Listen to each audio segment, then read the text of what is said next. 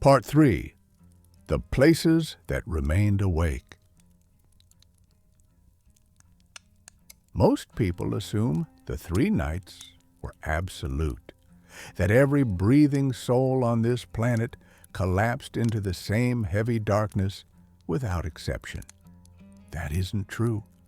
A handful of people like Jonas survived the silence, yes, but more importantly, there were places that survived it too.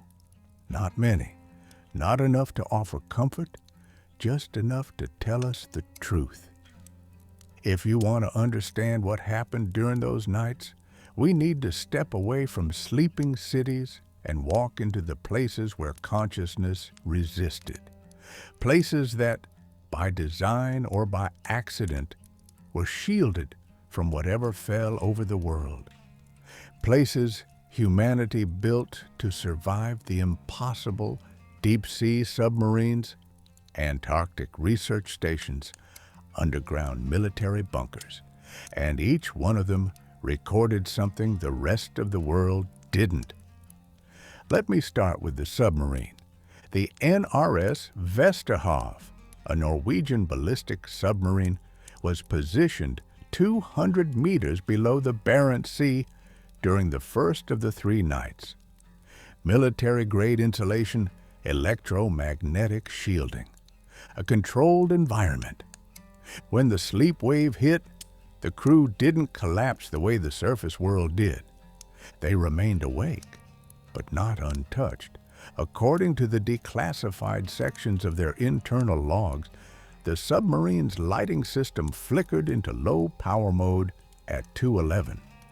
Not because of power failure, because the control systems received a command from an unknown input, instructing them to dim for energy conservation. The crew denied giving any such command. Then, at 2:13, the sonar station lit up, not with enemy vessels, not with whales or thermal noise, with echoes, pulses, rhythmic, structured. They came from every direction at once, bouncing off the sea floor, the surface, and the submarine's hull. Patterns that were neither natural nor mechanical. A junior sonar technician described it as like something enormous was exhaling and the sea was letting us hear its heartbeat. He wasn't exaggerating. The pulses had intervals, specific, repeating sequences, consistent with language. The commander ordered the recording sealed, but when I reviewed a smuggled copy, something struck me immediately.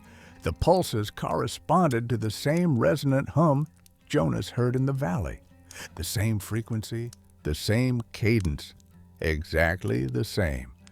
Now let's talk about Antarctica. Most of the research stations reported nothing, at least officially.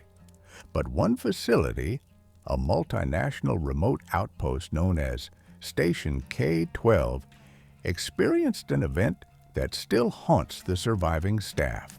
At precisely 1:04 on the second night, the temperature inside the base rose by 5 degrees in under a minute. Their sensors detected no source of heat, no malfunction, just an unexplained shift. Then the ice outside began to crack, not naturally, not from pressure, in straight geometric lines forming a perfect circle around the station. One scientist described watching the ice expand outward as if something beneath it had pressed upward, something vast, slow, and deliberate. Another researcher, who was outside at the time, said she heard a noise under the ice, a slow scrape, a groan, like the shifting of bone. But the strangest part was the visual anomaly. During those minutes of rising heat and breaking ice, every reflective surface inside the facility, from polished metal to drinking glasses, briefly displayed a silhouette that wasn't in the room. Tall, narrow, bent at the wrong angles, a shape that flickered like a shadow cast by a flame that wasn't there. Station K-12 didn't sleep through the 3 nights, but they witnessed something, and whatever it was aware of their awareness. The recordings were confiscated, but not all of them were destroyed. Now we come to the last and most disturbing place, Bunker Silo 9, a classified underground facility in Finland. It was designed to be electromagnetically silent, isolated from everything above, a place where no signal could enter or exit. And yet, on the 3rd night, at 3:17, a low-frequency vibration passed through every wall, every floor, every piece of equipment, identical to the hum recorded on the submarine. But this time, it said something, not just pulses, not just rhythm, words, or something so close to words that human speech seemed like a lesser version of it.